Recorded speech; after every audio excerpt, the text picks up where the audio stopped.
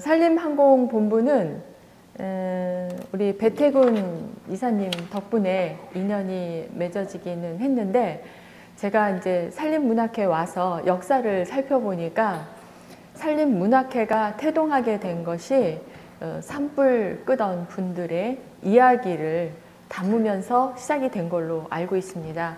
제 첫 번째 그 작업됐던 책이 아카시아 꽃이 피기를 기다리는 사람들이라는 책이었어요.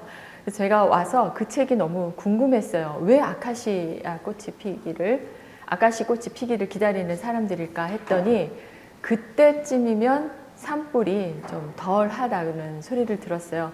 가슴이 되게 찡하더라고요. 근데 그 표현이 참 좋았습니다. 그래서 이 산림 관계에 계시는 공직자, 임업 관계 공직자 이런 분들의 마인드에 굉장히 문학적인 소양을 갖고 계신 분들이 많구나, 그런 생각을 했습니다. 저는 이 자리를 마련하신 분이 몇 분이 계세요. 사실 고기현 본부장님을 만나기 전에 산림청장님께서 이미 이 산림청 자체를 인문학적 소양을 바탕으로 직원들이 앞으로 정책도 만들고, 그다음에 자신의 분야를 조금 더 연구하고 통섭하는 그런 관계 속에서 어떤 꿈을 펼쳐나갈 수 있었으면 좋겠다라는 이야기를 늘 해오셨고요. 그 뜻을 펼쳐주실 수 있는 분야, 여러 분야의 그 자리 중에 문학을 인문학의 중심으로 두셨기 때문에 이제 김성길 이사장님을 모시게 되었고, 김성길 이사장님의 뜻을 받들어서 같이 일을 해보고자 제가 오게 됐습니다. 근데 제가 와서 이 산림문학회 역사와 그다음에 그 산림청에 관련된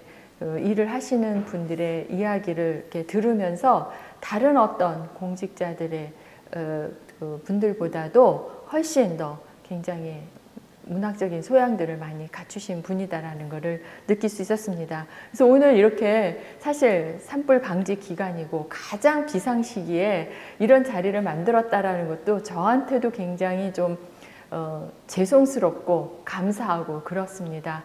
그런데 이 준비를 지금부터 하지 않으면 여름에 하는 문학제에 조금 차질이 있을 것 같아서 조금 짧은 게나마 왜 우리가 문학을 이 시간에 접해야만 하는지를 좀 언급을 해드려야 될 것 같아서 그래서 했습니다. 네, 오늘 강의 주제를 제가 말씀드리기 전에 조교를 한번 소개를 해드리려고 그래요. 그 안동에 계시는 남한순 주무관님, 여기 화면에 보이나요? 화면에 남한순님 어디 계세요? 예. 예.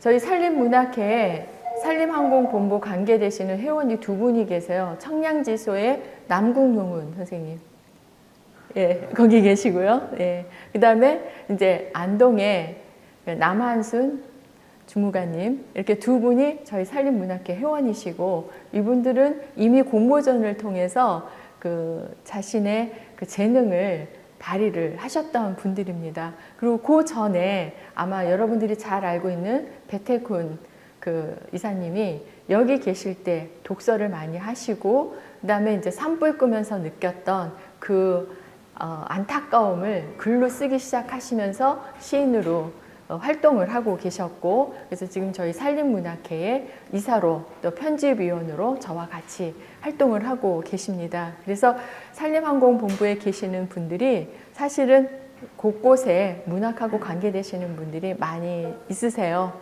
그래서 굉장히 반갑고, 오늘 안동에 계시는 남한순, 네, 이 주무관님이 오늘 제 조교입니다. 왜 조교 역할은 어떤 역할을 하게 되냐면, 제가 이제 퀴즈를 낼 거예요. 그러면 선물을 쏴야 되는데, 남한순 팀장님이 거기서 제 대신 아마 퀴즈를 맞히신 분들한테는 소정의 선물을 보내시는 역할을 하시게 될 겁니다. 그래서 오늘은 일일 제 조교로 일을 하시게 됐습니다. 예, 그러면 이제 강의를 시작을 하겠습니다. 오늘 그 씨앗 문학이라는 말을 하게 됐는데요. 씨앗 문학 이렇게 어디서 들어본 적은 아마 없으실 거예요. 근데 이런 생각을 하게 된 것은 제가 문학을 한다라는 게 좀 어색한데요. 저는 어릴 때 그 학교에서 다니면서 왜 저희 독후감 쓰고 일기 쓰고 그러면 왜 검사하고 왜 그 숙제 내야 되고 그러잖아요. 그런 작업이 저는 문학의 하나라고 생각을 해본 적이 없었어요. 그냥 일상생활 중에 하나라고 생각을 했었고, 그냥 그거를 학창시절에 쭉 했었고, 또 편지도 쓰고 이제 이랬는데, 이렇게 지나서 생각해 보니까요, 그게 제가 문학을 할 수 있었던 씨앗이었더라고요. 그래서 그런 얘기를 오늘 좀 해드려야겠다라는 생각으로 씨앗 문학이라는 말을 쓰게 됐습니다. 그래서 제가 오늘 말씀드리고자 하는 것이 문학의 씨앗을 제가 독서, 메모, 사랑 이렇게 정해봤습니다. 너무 뻔한 말을 하는 것이 아닌가 그렇게 볼 수가 있겠는데요. 독서는 물론 뻔한 거는 맞습니다. 뻔한 얘기인 건 맞는데 이 뻔한 나를 바꾸는 씨앗이다라고 보고 있습니다. 자, 여기서 퀴즈 한번 낼게요. 책 속에 뭐가 있다라는 스웨덴 속담이 있습니다. 어떤 걸까요? 책 속에 뭐가 있다? 생활이 있다. 또 책 속에 글자가 있다? 답이 있다. 네. 또 길. 네. 오늘 두 가지 답이 있는데요. 길이 우선 정답이에요. 예. 예. 그래서 오늘 첫 번째 퀴즈 남한순 그 주무관님 여기 계시는 분한테 오늘 선물 쏘시기 바랍니다. 그 다음에 답이라고 말씀해 주신 분은 오늘 아침에 말씀하셨던 고경 본부장님하고 똑같은 말씀을 해주셨습니다. 네, 맞습니다. 책 속에 답이 있습니다. 어떤 답이든 거기 다 있는데 내가 책을 읽는다는 건 궁금해서 읽는 거거든요. 그 궁금증이 무엇인가를 알기 위해서 책을 찾다 보면 그 속 안에 사실은 답이 다 있습니다. 근데 왜 그 궁금증을 책 속에서 찾을까요? 그게 바로 제가 나름대로 가려고 하는 그 길을 거기서 제시받을 수 있기 때문입니다. 그래서 스웨덴에서는 책 속에 길이 있다라는 말이 하고 있습니다. 사실 저는 이게 스웨덴 속담이라고 말은 하는데 정확하게 스웨덴 속담인지 아닌지는 잘 모르겠어요. 왜냐하면은 어려서 초등학교 4학년 때인가? 저희 엄마는 제가 한글을 배웠을 때 동화책을 많이 사주셔서 읽었고 학교 다닐 때 고전 읽기라는 게 있었어요. 저희 때는. 그래서 뭐 강감찬 장군이라든지 뭐 위인전 같은 것도 읽고요. 이제 그런 책을 주로 많이 읽었는데 어느 날 아버지가 두꺼운 상식책을 사갖고 오셨어요. 굉장히 두꺼운 책이었는데 저는 그 상식책이 세상을 새롭게 열어주는 거였어요. 그 상식책에 여러 가지 명언도 모아놓은 것이 있고 인체에 관련된 신비된 이야기도 담겨져 있었고 또 우리가 잘 알지 못했던 허다못해 등산을 갈 때 저희는 이렇게 똑바로 가야만 빨리 간다고 생각을 했거든요. 계단을 오르내릴 때 그 상식책에서 지그재그로 가는 것이 덜 피곤하고 더 빨리 가는 길이래요. 저는 아직도 사실은 이해는 가지 않는데 그런 상식책을 통해서 세상에 내가 알아야 될 것은 굉장히 많구나. 새로운 세계를 또 하나 펼쳐준 것이었습니다. 근데 거기서 제가 본 가장 큰 가슴에 와 닿았던 것이 책 속에 길이 있다였습니다. 근데 이것이 정말 길이 있나 했는데 지금 이게 지나서 보니까 정말 저한테는 책 속에 그 길이 있었던 것 같습니다. 그래서 독서는 나를 결코 모모하지 않는다. 사이토 디카시라고 하는 일본의 그 교육학자로 굉장히 유명한 사람이 남긴 말이라고 하는데요. 독서는 나를 결코 모모하지 않는다. 뭘까요? 독서는 나를 결코 네, 맞습니다. 오, 오늘은 최민천 주무관님. 네, 맞습니다. 그 남한순 그 주무관님, 최민천 주무관님께도 하나 쏘십시오.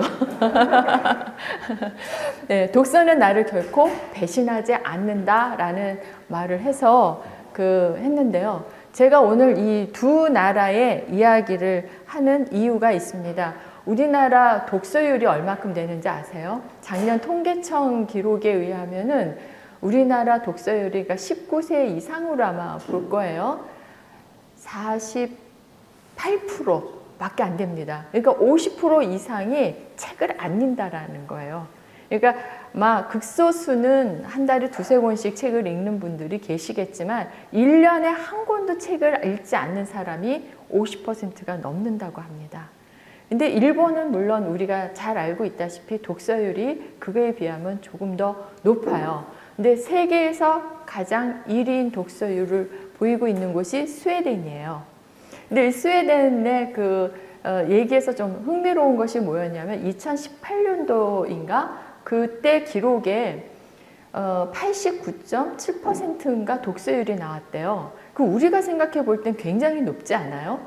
그런데 그 나라는 충격에 빠졌답니다.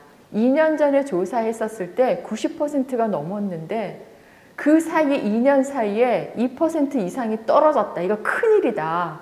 그래서 정책적으로 독서 정책을 펼쳤대요. 그래서 다시 끌어올렸다고 합니다. 그래서 지금 세계에서 가장 독서율이 높은 나라로 지금 알려져 있습니다. 그만큼 한가한가? 그런 게 아니라 그 사람 책을 읽는 시간이 없어서가 아니라 틈틈이 책을 읽고자 하는 그런 마음들을 어떻게 내느냐, 그것이 그 나라의 국민성을 좌지우지하지 않나 봅니다. 저는 이제 요즘 어떤 심리학 책인데요, 이프의 심리학이라는 얘기 그 책에서 제가 이거를 아이디어를 냈는데 이런 후회 해본 적 있지 않아요? 내가 그때 만약에 그런 일을 하지 않았더라면, 그런 일이 만약에 일어나지 않았더라면 어땠을까? 지금 이러진 않았을 텐데, 내지는 지금보다 좀 나아지지 않았을까? 내지는 그때 왜 그랬을까? 라는 후회를 많이 합니다. 그래서 if라는 그 생각을 자꾸 하게 돼요. 근데 어떻게 보면 그 후회를 한다는 자체는 보다 나아지기 위한 과정이라고 생각을 해요. 나아지려고 하는 것이 아니라면 후회를 하지 않겠죠. 근데 그나마 조금 나아지려고 하는 마음이 있기 때문에 후회를 하지 않을까 싶습니다. 그래서 조금 더 내가 지금 살고 있는 인생을 변화시키고자 하는 사람들은 책을 읽는다라는 거죠. 그래서 보는데 저는 공부를 잘한 편이 아니었어요. 그리고 뭐 특별하게 잘하는 것도 없는 학생이었습니다. 근데 선생님들하고 교류하는 거는 참 잘했고요. 또 학교 일 같은 거 뭐 맡아서 하면은 좀 잘했어요. 근데 지나서 생각해 보면 내가 공부를 잘하는 학생도 아니었는데 선생님이 왜 저한테 그런 일들을 잘 맡기셨을까 보면은 제 주변에 학교 선생님들 출신인들이 많으세요. 근데 그분들이 저하고 대화를 할 때 이런 말을 하시더라고요. 너는 어렸을 때 선생님들하고 잘했을 것 같아. 그래서 어떻게 아셨어요? 그랬어요. 그랬더니 그런 자세가 보인대요. 선생님들 간에는 일을 맡겨도 될 만한 애다라는 것이 보인대요. 그거는 공부를 꼭 잘하지 않더라도 아마 할 수가 있었나 봐요. 근데 저는 주어진 일을 할 때 이거를 내가 뭐든지 처음 해보는 거잖아요. 그러면 누구한테 들어서 해야 되는 경우도 있지만 제가 언니 오빠가 없기 때문에 누구한테 들어서 뭘 할 수가 없어요. 근데 그럴 때마다 저한테 도움이 됐던 것이 책이었던 것 같아요. 다른 사람들이 어떻게 경험을 했는가 그거를 알아보는 것이었던 것 같아요. 허다못해 조금 창피한 얘기를 하자면 제가 조금 성에 관해서 남자에 관해서도 제가 조금 좀 몰랐어요. 그런 눈을 이성에 대한 눈이 좀 늦게 뜬 편이었어요. 특히 여대까지 나왔기 때문에 이제 중고등학교 다 여중 여고 그다음에 여대까지 갔으니까 또 오빠도 없고 또 일가 친척이 별로 없어요. 제가 부모님이 이북에서 내려오셔서 저희 삼남매만 이렇게 내셔서 저희끼리만 이렇게 살다 보니까 사실 일가 친척이 없다 보니까 남자 여자 이렇게 어울리고 이런 거 잘 몰랐어요. 그래서 제가 그 좀 이성에 대한 눈을 좀 늦게 떴는데 남녀 공학을 간 내 동생이 그 친구들하고 하는 얘기를 제가 잘 못 알아들었어요. 그러니까 그 남녀 공학에서 하는 애들이 하는 대화를 제가 잘 못 알아들었어요. 특히 근데 그게 아마 성에 관련된 내용이었는 걸 내가 더더욱 못 알아들었나 봐요. 근데 그때 동생이 한 말이 저한테 충격을 줬습니다. 언니는 그 정말 모르는 거야? 아니면 모른 척하고 하는 거야? 그러는 거예요. 근데 거기서 모른다고 말하는 것도 너무 창피하더라고요. 그래서 그거를 좀 극복해서 쟤네들하고 같이 대화가 되려면 어떻게 할까 하다가 읽은 책이 보바리 부인입니다. 그러니까 그런 그 세계 명작들 속에 보면은 그러한 좀 이성의 눈을 뜰 만한 책들이 좀 있었어요. 그래서 그걸 뒤늦게서 읽고 아, 이런 남녀 간의 감정이라는 게 이런 거구나. 그런 것도 알았습니다. 그래서 사실 좀 어떻게 보면 책이 저의 멘토 역할을 했다라는 말을 하는 것이 이렇게 나옵니다. 그래서 그러면 뭐 모든 해답을 다 책에서 찾느냐? 그런 건 아니에요. 그 경험자의 얘기를 통해서도 듣고 또 저도 좀 여러 가지 일을 많이 했어요. 학교 다닐 때 이제 기자 생활을 했기 때문에 기자 생활을 하게 되면은 여러 사람들을 만나야 되잖아요. 그러면 만나기 전에 저하고 전공 분야가 전혀 다른 사람을 만날 때는 그 사람에 대해서 좀 알고 가야 돼요. 가장 인상에 남았던 게 유전학을 공부하셨던 연대 교수님을 만나러 갈 때였는데 저희 동덕여대에는 유전학 공부하는 그 과가 없어요. 근데 그 당시에 유전학에 관한 내용이 나왔을 때 신문에서 그런 걸 보고 제가 좀 이거는 여자가 좀 알아야 되는 거 아닌가? 왜냐하면 유전학이 무슨 학문으로만 알아야 되는 것이 아니라 일반적인 상식으로도 알아야 되는데 우리 학교에는 그게 없단 말이에요. 그래서 연대 그 교수님한테 제가 학술면을 맡고 있었기 때문에 좀 소논문으로 우리 여자들이 유전학을 좀 쉽게 이해할 수 있는 글을 좀 써줍시다 했어요. 그랬더니 그 교수님이 응하지 않으셨어요. 근데 제가 학교를 찾아가서 왜 이 연구가 다른 대학교 학보에도 실려야만 하는지를 다시 말씀을 드리고 교수님이 연구하시는 것이 연구 성과로만 나타나는 것이 아니라 영향력이 있어야 되잖아요.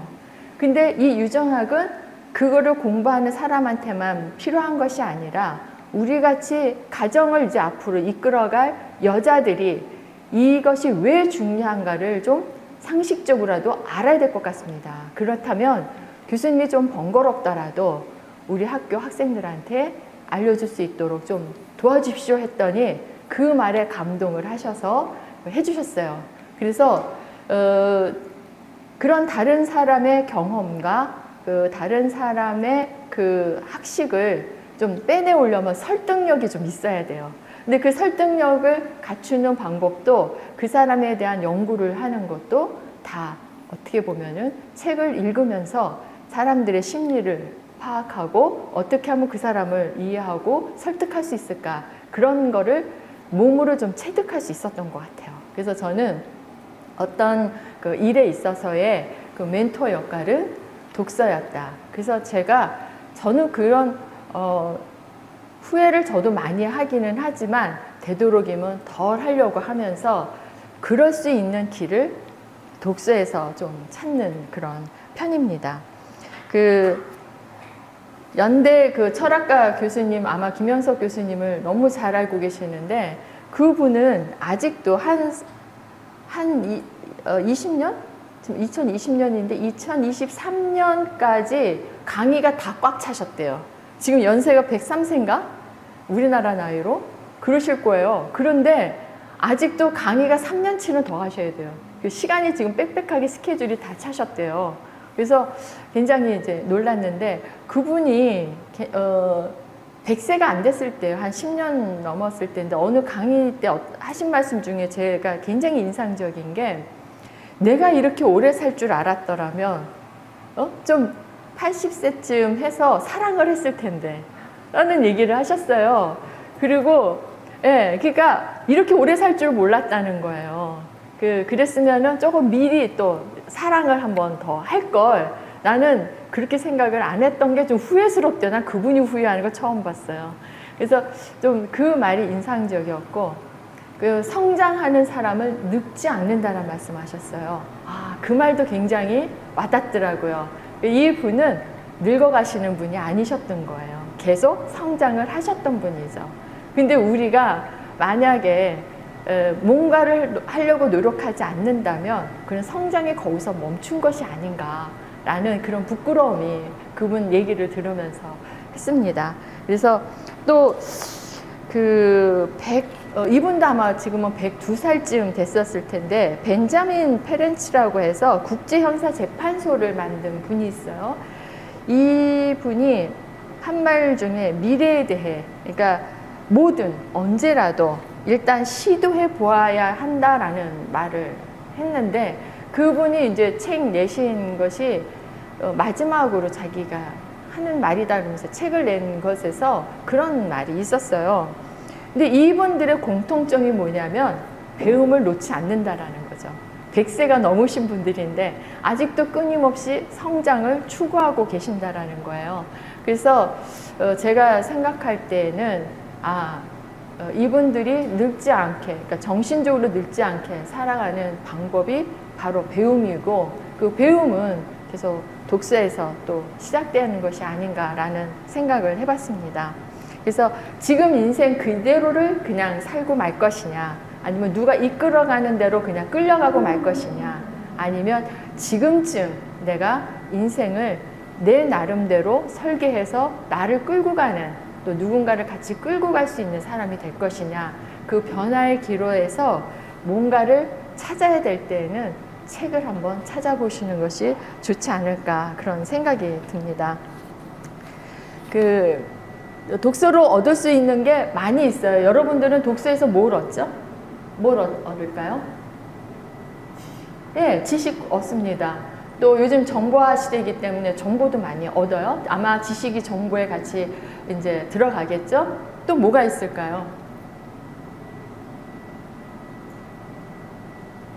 사실 독서에서 얻을 수 있는 거는 어떤 그런 것들만이 아니라 사람을 움직일 수 있는 마음 같은 거, 그 사람의 마음을 꿰뚫어 볼 수 있는 거, 이런 것도 얻을 수 있어요. 그러니까 요즘 독서에 보면 심리학에 관한 책도 많이 있고요. 그래서 예전에 제가 심리학 공부할 때 맨 앞에 이제 앉았어요. 그랬더니 심리학 교수님이 교양 과목으로 저는 이제 들었는데 저한테 질문을 했어요. 왜 심리학 이 과목을 선택을 했느냐? 제가 또 뭐라고 대답을 했던 것 같아요. 근데 맨 뒤에 앉아있는 친구한테 또 그 교수님이 질문을 하더라고요. 근데 그 친구가 하는 말이 남자친구 심리를 좀 알고 싶어서요. 이제 이랬어요. 그랬더니 심리학은 그런 게 아니야. 그러시는 거예요. 지금 저 사람이 무슨 생각을 하느냐 알아보는 심령술사 같은 그런 것이 아니다라는 거죠. 심리학은 제가 나중에 그래서 그러고 나서 보고 나니까 사람의 그 성장과 그 다음에 생활 패턴, 그런 거를 이해하는 것과 같아요. 그 속에 그것을 움직이는 것이 내가 생각할 때 환경이라 생각했거든요. 근데 그 환경을 만드는 것도 결국은 내 마음이더라고요. 그래서 그 마음을 연구하는 학문은 심리학은 맞는데, 그 심리학이라는 것이 저 사람이 지금 무슨 생각을 하지? 저 사람이 지금 나에 대해서 어떤 생각을 하고 있을까? 이런 걸 알아보는 것이 아니라 내가 지금 어떤 패턴으로 어떻게 살아가고 있는가, 그런 것을 알아가는 데 도움이 되는 학문이 아닌가라는 생각이 들었어요. 그래서 참 책이라는 거, 그 다음에 배움이라는 거를 통해서 내가 알고 있는 일반적인 상식과 다른 것들을 또 알 수도 있다. 그래서 독서를 얻을 수 있는 것들이 꽤 많습니다. 그런데 독서하지 않아도 되는 사람도 있어요. 독서하지 않아도 되는 사람이 누가 있을까요? 이런 사람은 독서하지 않아도 돼 라는 사람. 제가 꼽아본 거는요, 100세 시대라고 하잖아요. 100세가 될 때까지 외롭고 고독할 준비가 되어 있는 사람. 그러니까 혼자서도 배짱 있게 나는 누구하고도 소통 안 돼도 좋아. 나 혼자 잘 먹고 잘 살면 돼. 라는 사람은 독서하지 않아도 괜찮다고 생각이 들고요. 또 우물 속에 갇힌 생활이 안전하다고 생각하는 사람. 나는 여기서 더 이상 벗어나지 않고 싶다라는 사람. 그 다음에 책에 알러지 있는 사람. 책에 알러지 있는 사람. 이런 사람은 책을 읽지 않아도 된다고 생각이 됩니다. 네, 그렇지 않은 분들은 조금 틈틈이 내 생활에 변화를 주기 위해서뿐만 아니라 그 다음에 책을 읽다 보면은 다른 사람의 생각을 이렇게 얻게 돼요. 그때 이제 내 생각에 그 변화도 일으킬 수가 있고, 독단적인 생각이 아니라 보편적인 것이 뭔지를 이해하게 된다고 생각이 들어요. 그래서 그런 면에서라도 좀 독서는 필요하다라고 봅니다. 요즘 인문학 열풍이 많이 하고 있어요. 무슨 말끝마다 인문학 하고요. 우리 그 최병암 청장님 얘기를 안 할 수가 없는데, 제가 여기 산림문학회 왔을 때 그 당시 차장님이셨어요. 근데 최병암 차장님이 제 팬이셨는데, 제 책을 보시고 이제 서로 통화를 해본 적은 없었는데, 근데 이분 하시는 말씀 중에 굉장히 저한테 매력적인 얘기가 뭐였냐면, 자기는 이 산림 이 정책이 문화 차원으로 올라가야 된다 생각한다는 거예요. 그럼 지금 청장이시기 때문에 그거를 펼치시려고 지금 애를 쓰시는데, 역대 선배님들이 나무를 심으면서 굉장히 고생을 많이 했고요. 또 불 날 때 그 당시에는 헬기도 없던 시절에 불 끄느라고 얼마나 고생들을 많이 하셨어요. 그렇게 해갖고 어렵게 이 우리나라의 산림 자원을 만들었는데, 이게 세계적 수준이 됐단 말이에요. 지금 우리나라 국민들만 우리나라 이 숲이 얼마나 훌륭한 숲이 되어 있는지를 잘 못 느끼고 있고요. 외국에서는 굉장하다라고 보고 있는 수준이 됐거든요. 근데 이것을 우리 같은 사람은, 우리 세대는 그 옛날 고생했던 세대들을 잘 모르니까 누리고 있어요. 이 숲 문화를 누리고 그냥 당연하다고 보고 있는 거예요. 그러다 보니까 어느 날 좀 나무를 일부 베고 다시 심을 때 왜 그거를 나무로 베느냐, 뭐 이런 사람이 생길 정도로 그 누릴 줄만 알지, 그거를 거기까지 만들기까지 수고와 노고와 그거를 지키는 사람들에 대한 거를 잘 몰라요. 저도 역시 산림문학회 오기 전까지는 그 누리는 사람 중에 하나였지, 그것이 어느 정도의 그 노력에 의해서 되는지를 잘 몰랐어요. 그런데 이 산림 정책이 문화 차원으로 이제는 좀 올라가 줘야 된다. 그러려면 산림 관계된 공직자들, 임업 관계자들, 아무튼 모든 사람들이 인문학적 사고를 좀 가져야 되겠더라. 그래서 산림문학회가 조금 더 인문학의 기본이 되는 문학이 그 바탕이 될 수 있도록 역할을 해 주십시오 하는데, 그 말에 굉장히 감동을 했어요, 제가. 그 당시에 차장이시고, 그 다음에 이제 곧바로 청장이 되셨는데, 굉장히 멋있는 마인드를 갖고 계시다. 그래서 제가 조금이라도 조금 기여할 수 있는 일이 있다면 같이 하면은 좋겠다라는 생각이 들어서, 조금 사실 어려웠지만, 작년 1년 일을 하면서 어려웠지만 굉장히 마음적으로는 보람을 많이 느끼게 됐어요. 왜? 우리가 그냥 누리고 있는 산림 문화가 이렇게 함께 하시는 분들의 머릿속에서, 마인드 속에서 나왔다라는 거죠.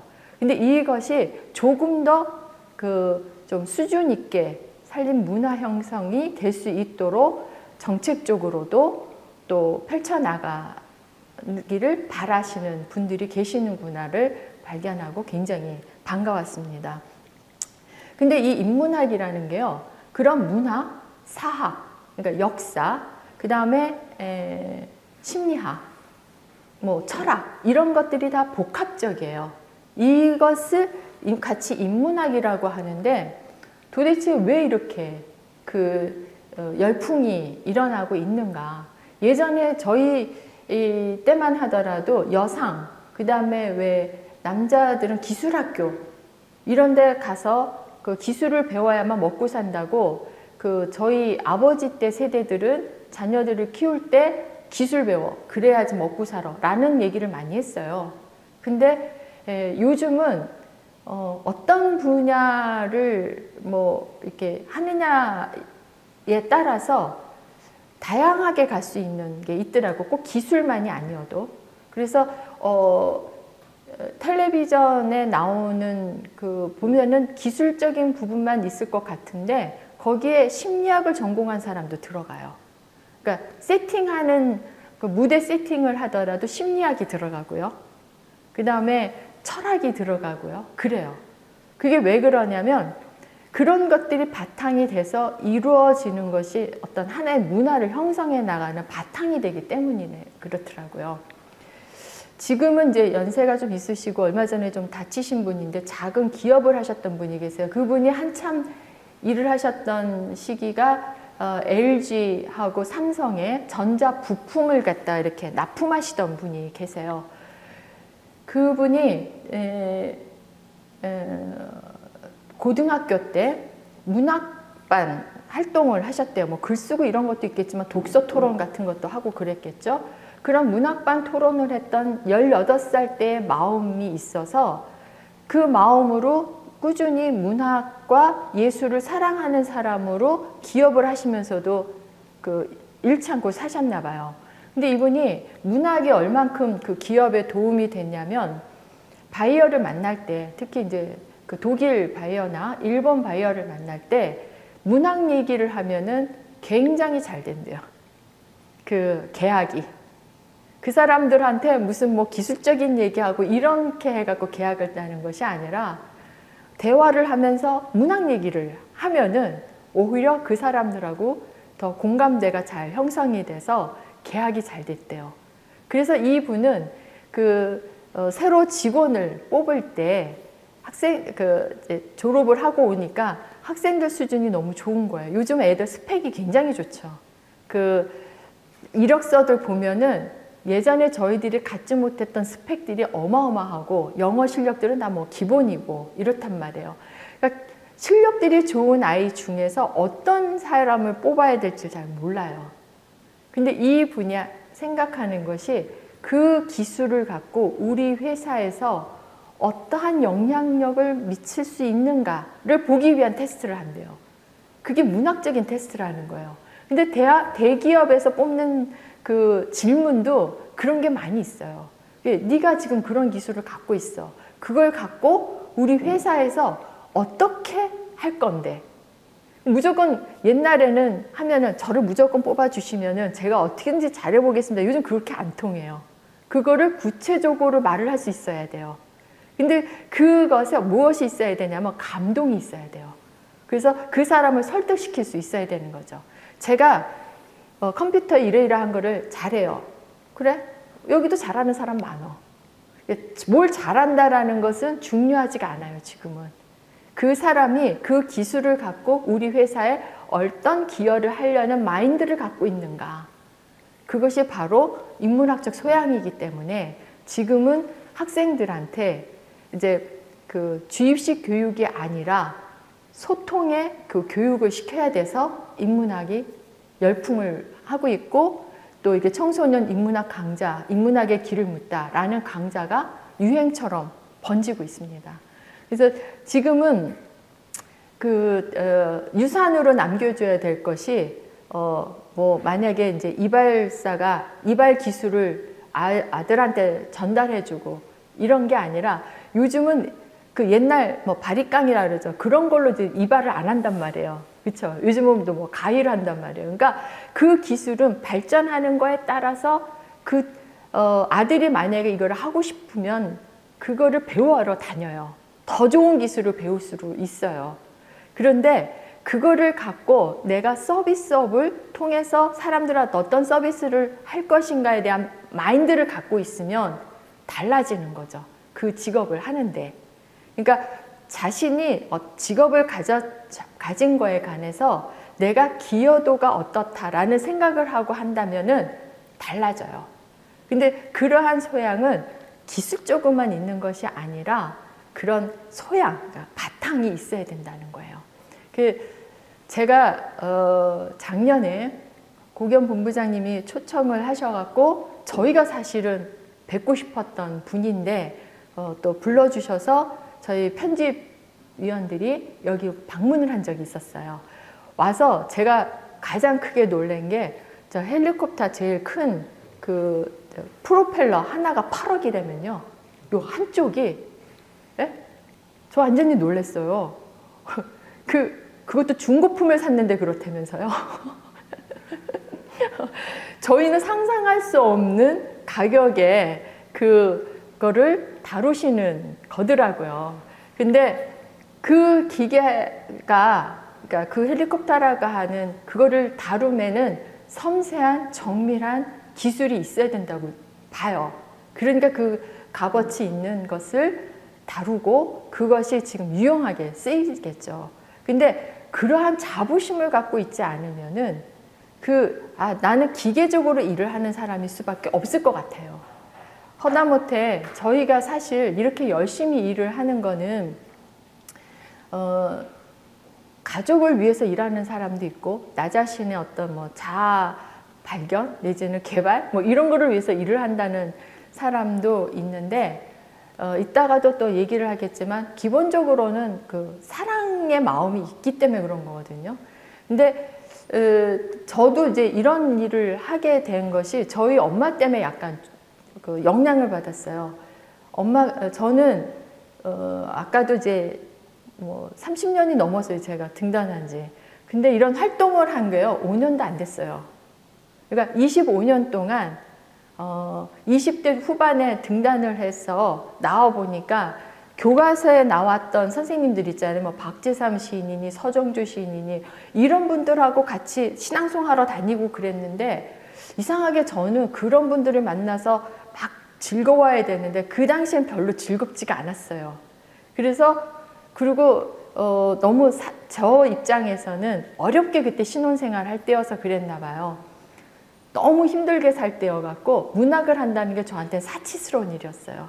그래서 이런 사치스러운 문화 활동은 하지 말아야겠다 싶어서 안 하고 25년간 지냈는데 25년간 그렇다고 글을 안 썼느냐? 그런 건 아니에요. 글을 한 번도 안 쓴 적은 없어요. 그리고 돈을 벌어야 되는데 문학은 돈이 잘 안 돼요.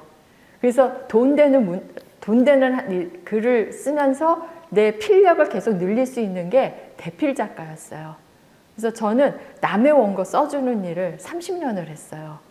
그래서 근데 남의 원고를 써줄 때 왜 우리가 연기자들이 배우들이 다른 사람의 인생을 살아보잖아요. 그 연기를 통해서. 그래서 수많은 연기를 통해서 작가가 써준 그 주인공이 돼보잖아요. 근데 제가 대필 작가를 하면서 어떤 사람은 관광버스 운전을 몇십 년을 하는데 굉장히 자부심을 갖고 하신 분이 계세요. 그래서 본인이 그걸 갖고 글을 썼는데 주어 서술어가 하나도 안 맞아요. 그래서 제가 그거를 다시 다 윤색을 해주는 일을 하면서 그분은 저한테 자기 글을 완성이 되게 해줘서 고맙다고 했지만 저는 그분의 인생을 그 글을 통해서 배우면서 굉장히 감동을 많이 느꼈어요. 예, 글을 잘 쓰고 못 쓰고는 중요한 게 아니더라고요. 그래서 저는 대필 작가를 하면서 또 어떤 분의 인생을 써드리기도 했어요. 뭐 자서전 같은 거. 근데 지금은 그분이 돌아가시지 않았을까 싶은데 30대 초반에 그 당시에 70대 되신 분이셨는데 부인이 너무 일찍 돌아가셨어요. 50 초반에. 그리고 혼자서 한 5, 6년 이상을 살아오셨는데 어느 날 여자친구가 생기셨어요. 이분이.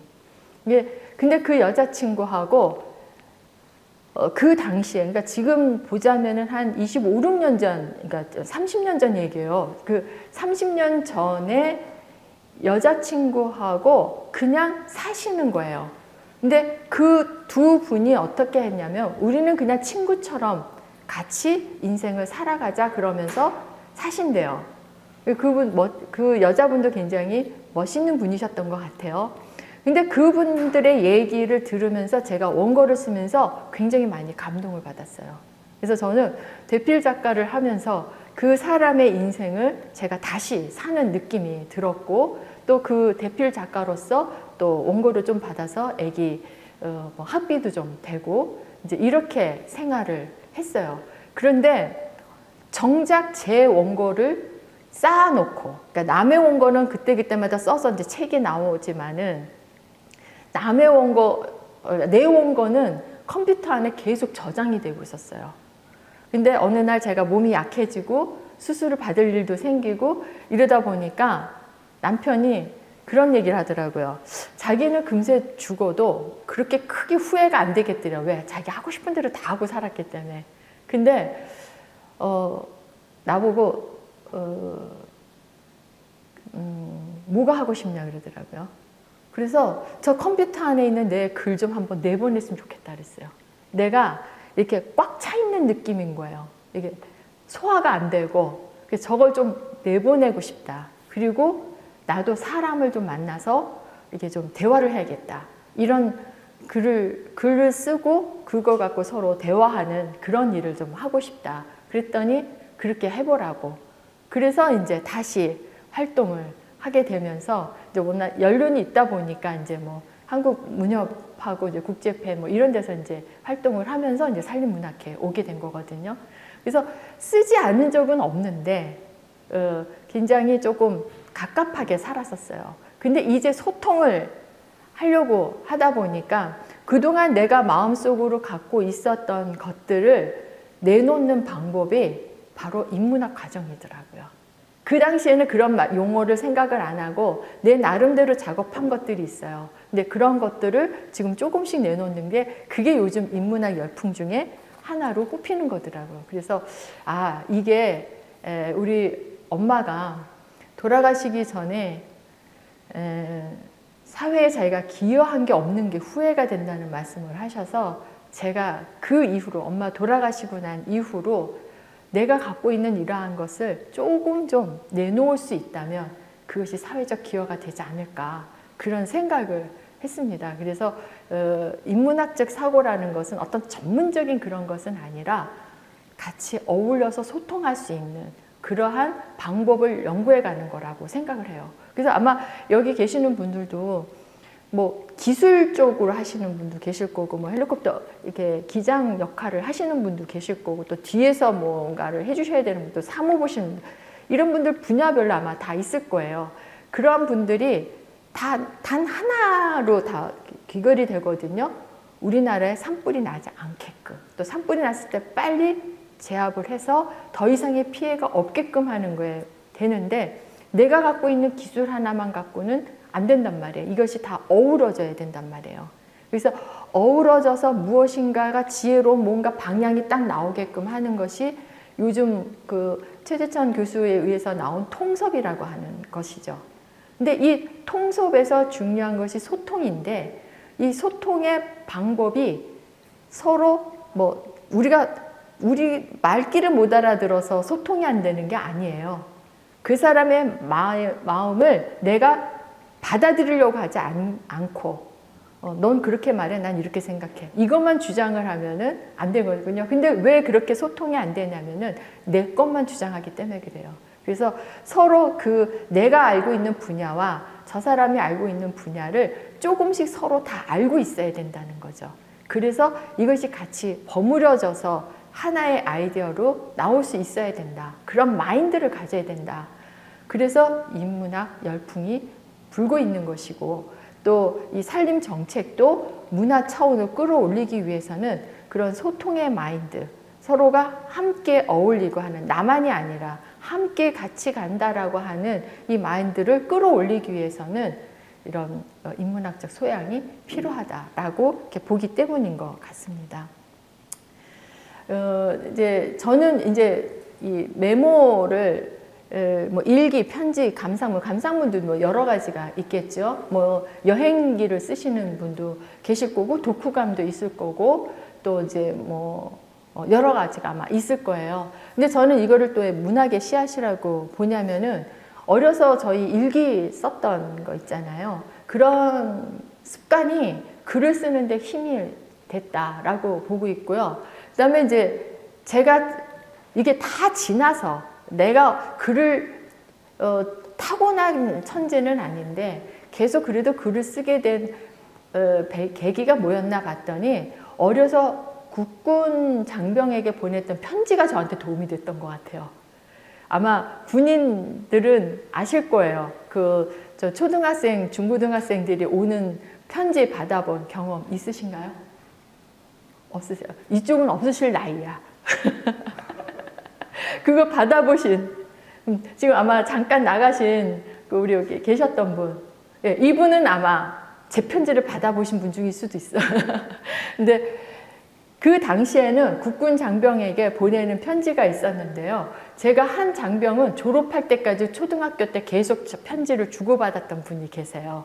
그리고 대학교 때도 우리 학보를 받아보고 싶어 했던 군인들은 제가 관리를 했어요. 그 사람들은 이제 그 부대가 바뀔 수도 있고, 그 다음에 이제 뭐 그 계급이 또 달라지잖아요. 그러면 그 계급에 달라지게끔 맞춰서 이제 보내주느라고 주소록을 제가 갖고 했었는데, 그때 썼던 그런 편지들이 사실은 조금 글 쓰는데 도움이 됐고요. 물론 가장 큰 도움이 된 건 연애 편지겠죠.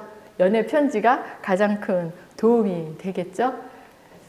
예, 저는 일기는 자신의 이제 역사이지만 안내 일기처럼 자신만의 역사가 아니라 그 그 역사의 역사일 수도 있어요. 이제 요 사랑하는 나의 작은 우주야라고 하는 것은 시인 엄마가 태아를 위해 쓴 태교 일기예요. 요게 93년도 서부터 10달 동안 아기 가져서 이제 병원에서 쓸 때서부터 이제 쓴 건데, 여기에 이름이 이해옥으로 나와 있죠. 이게 누굴까요? 혹시 이거 보신 적 있으세요? 이해옥이 저예요. 사실 본명이에요. 제가 시집을 내기 전에 박재삼 선생님이 저보고 시집을 그렇게 내라고 그랬는데 제일 먼저 낸 책이 이 태교일기 책이에요. 이렇게 메모를 했어요, 사실. 그리고 이제 이게 노트만 한 게 아니라 전철 안에서는 이렇게 그 휴지 조가리 이렇게 일회용 휴지 같은 거 팔면은 뒤에 보면 깍지 남은 거 있죠. 거기다도 이렇게 메모를 해서 이렇게 그냥 이렇게 껴놓고 그냥 그랬던 것들이 있어요. 근데 그걸 나중에 돌잔치 때 떡만 돌릴 것이 아니라 뭘 하나 좀 내놓고 싶더라고요. 그래서 다 해놓지 않고 한 달에 한 6꼭지씩 이렇게 좀 주요 것만 뽑아갖고, 그래서 이제 그거를 저희 교육학 교수님한테 한번 보내드려 봤어요. 그랬더니 교육학 교수님, 저 이렇게 책을 한번 내려고 하는데 어떻습니까? 그랬더니 감상문을 줄줄이 써갖고 오셨어요. 막 팩스가 막 들어오는 거예요. 그랬더니 그 교수님이 전 세계에 태교일기 있다는 소리를 못 들었대요. 그러니까 태교 책은 많은데 본인이 직접 태교를 했다 해서 일기를 쓴 거는 없는 것 같다. 자기가 가문한 탓인지. 그러면서 그걸 써 오셨길래 교수님 요거를 그대로 앞에다 놓고 제가 그러면 책을 내고 하겠습니다. 그래서 그 책을 내고 출판 기념회로 돌잔치를 했어요. 그래서 이제 동아일보에서 좀 특이하다고 돌잔치를 그 태교일기 내고 출판 기념회로 한 사람이다라고 해서 좀 기사가 나간 적이 있습니다. 그리고 5년, 6년도인가? 그때쯤 해서 이순신의 난중일기, 그 다음에 김대중 대통령 옥중일기, 이해옥의 태교일기 해갖고 서울시 그때 문화센터라고 새로 건물 생기고 나서 그 전시관에서 첫 번째 전시회를 할 때 그 기획 전시를 한 적이 있었어요. 근데 그때 이제 요 책이 이렇게 제가 실제로 썼나 안 썼나 보느라 일기를 전부 다 갖고 가서 그래서 이제 거기서 전시를 해준 적이 있어요.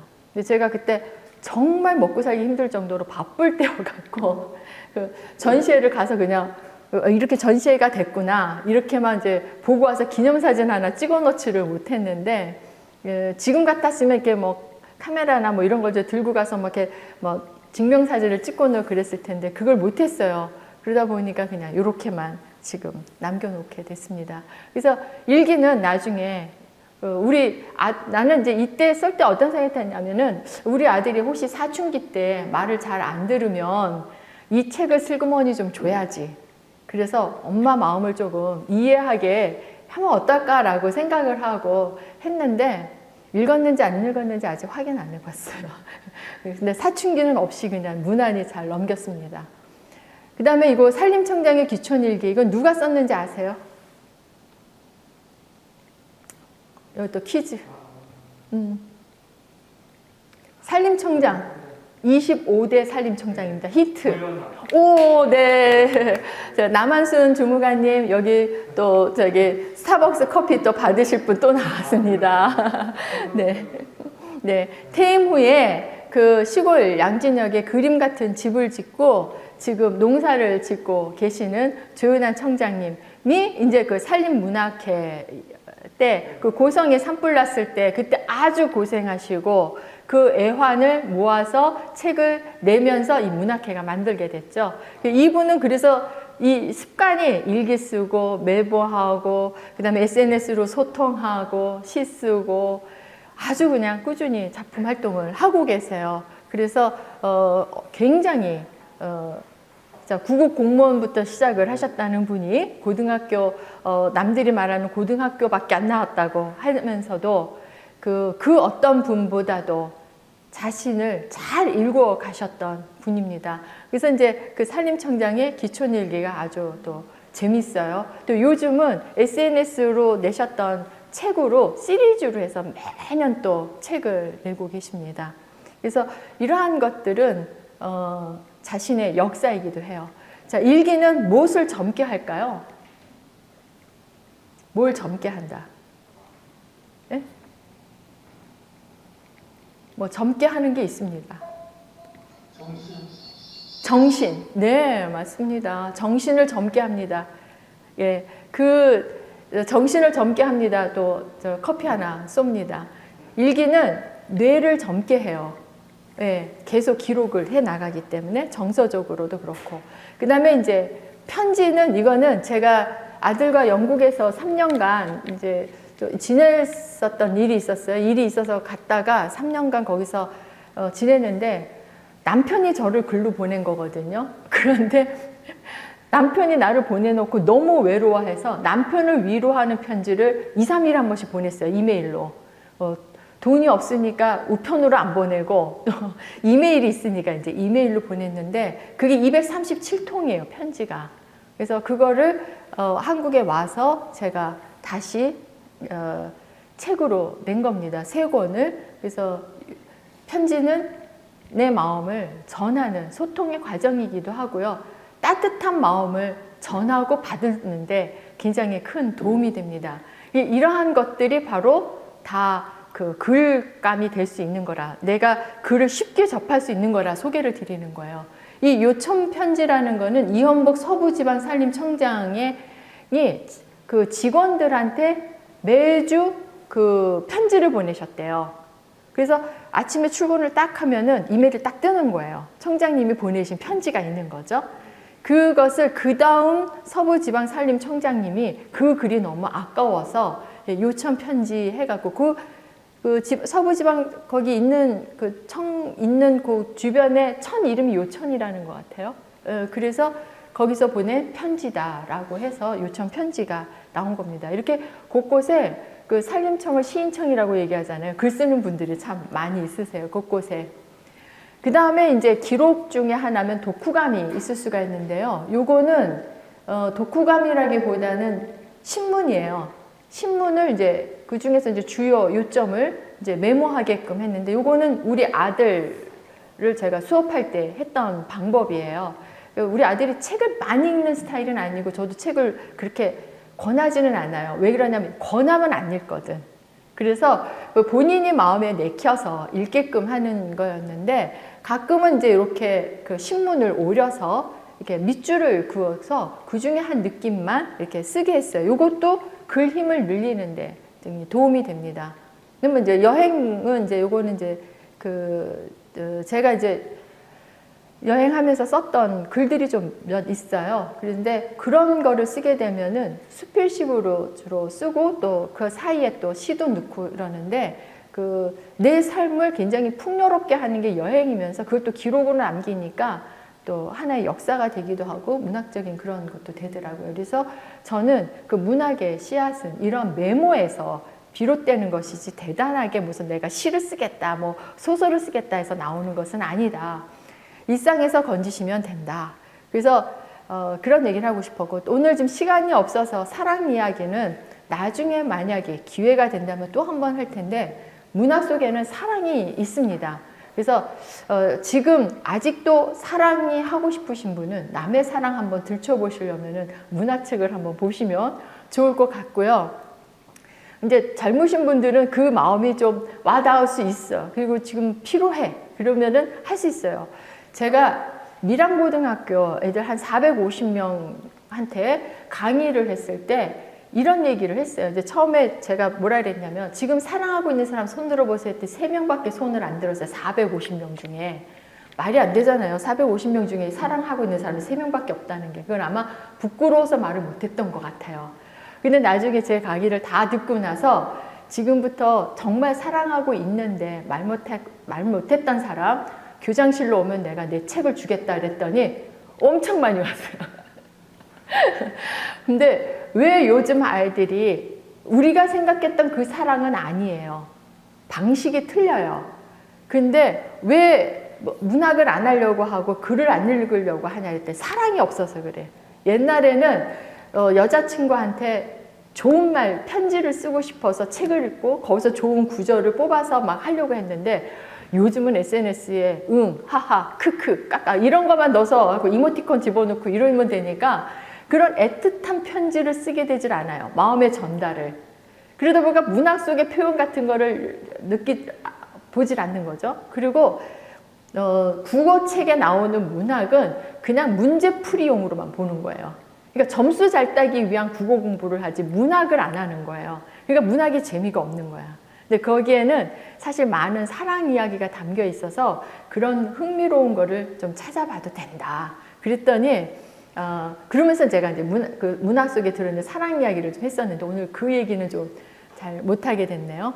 그리고 그 사랑은 결국 문학이 된다. 간단한 얘기를 하자면 바이런 시인 아시죠? 영국의. 그 바이런 시인은 사실 절뚝발이에요. 근데 고등학교 때 근데 이 사람은 절뚝발임에도 불구하고 굉장히 적극적인 성격인 남자였거든요. 그런데 한 여자를 좋아하는 마리라고 하는 여학생을 되게 좋아했어요. 혼자서. 어느 날 내가 마리한테 고백을 해야지라고 생각을 하고 있는데 고백을 끝내 못했어요. 왜? 어느 날 그 마리가 다른 친구한테 자기 흉을 보는 거야. 아, 걔 잘생겼는데 쩔뚝발이야 라는 소리를 들은 거예요.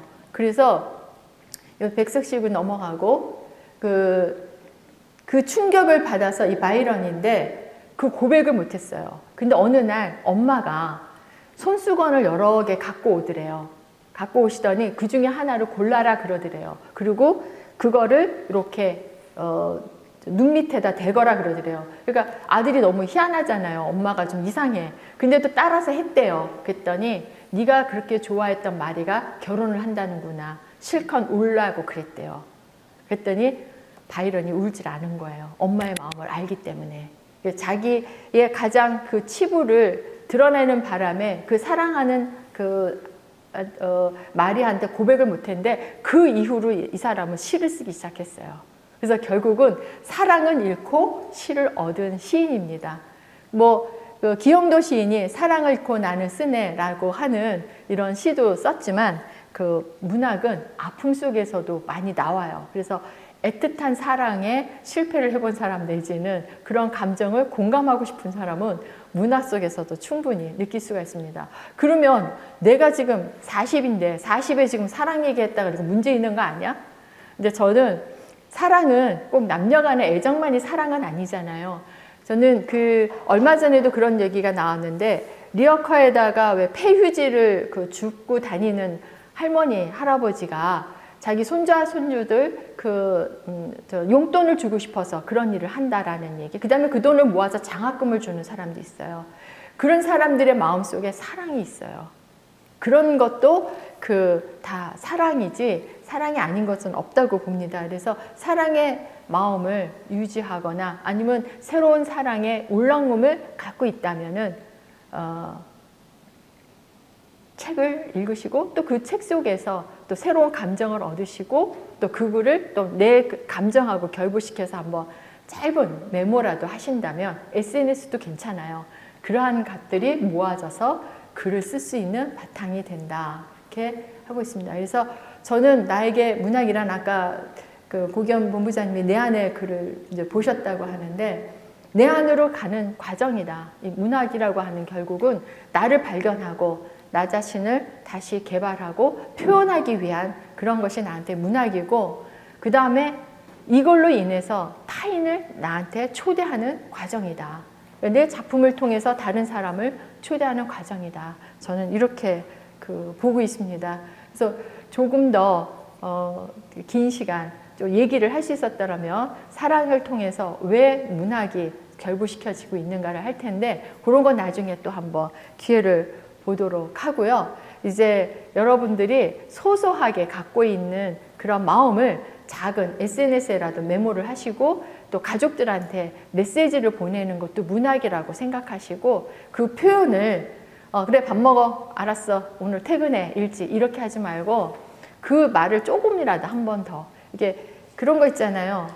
오늘 편안한 하루 되세요라는 인사할 때 저는 그 다음 날에는 어제보다 조금 더 행복한 하루 되세요 이런 말을 쓰거든요. 그러니까 그런 말을 조금 더 저 사람한테 조금 더 행복할 수 있는 말을 할 수 있는 게 뭘까를 생각하는 것이 문학의 길로 가는 길이라고 생각해요. 그래서 그런 글로 해서 한번 이번에 처음 문학제가 열리고 있으니까 간단한 독후감도 좋고 편지 쓰는 것도 좋고 해서 한번 도전해 보시면 어떨까 싶습니다. 그리고 혹시 이제 부족한 것이 있어서 난 개별적으로 사실 이러이러한 글을 썼는데 이런 거는 어떻게 앞으로 끌고 가면 좋겠습니까? 하고 물어보실 것이 있으면 언제든지 저한테 해주세요. 제가 이러한 것들은 재능 기부합니다.